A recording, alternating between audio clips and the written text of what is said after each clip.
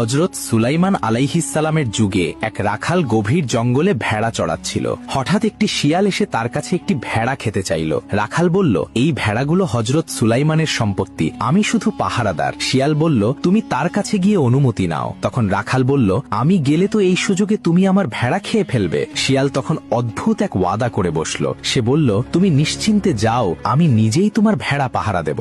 রাখাল অবাক হয়ে হযরত সুলাইমানের দরবারের দিকে রওনা হলো। পথে সে তিনটি অদ্ভুত দৃশ্য দেখল। প্রথমটিতে দেখল একটি গাভী তার নিজেরই বাছুরের দুধ পান করছে। দ্বিতীয়টিতে দেখল কিছু মানুষ ছেঁড়া ফাটা পুরনো কাপড় পরে আছে, কিন্তু তাদের সবার হাতে সোনার থলি। আর তৃতীয়টিতে দেখল একটি পরিষ্কার পানির ঝর্ণা বয়ে যাচ্ছে, কিন্তু তৃষ্ণার্ত হয়ে কাছে যেতেই এমন তীব্র দুর্গন্ধ বের হলো যে তার দম বন্ধ হয়ে আসার উপক্রম। দরবারে পৌঁছে রাখাল শিয়ালের জন্য ভেড়া খাওয়ার অনুমতির পাশাপাশি এই দৃশ্যগুলোর অর্থ জানতে চাইল। তখন হযরত সুলাইমান জানালেন, এগুলো শেষ জামানার নিদর্শন। প্রথম দৃশ্যটি সেই সব মায়েদের উদাহরণ যারা দুনিয়ার লোভে নিজেদের মেয়েদের ফিতনায় জড়িয়ে নিজেরা সুবিধা হাসিল করবে। দ্বিতীয়টি হারাম উপার্জনকারীদের উদাহরণ, যাদের অনেক সম্পদ থাকলেও জীবনে কোনো বরকত বা শান্তি থাকবে না, তারা ফকিরের মতোই অতৃপ্ত থাকবে। আর তৃতীয়টি হল শেষ জামানার ভণ্ড আলেম ও নামধারী দিনদারদের উদাহরণ, যাদের বাইরের রূপ দেখতে সুন্দর ও পবিত্র মনে হলেও তাদের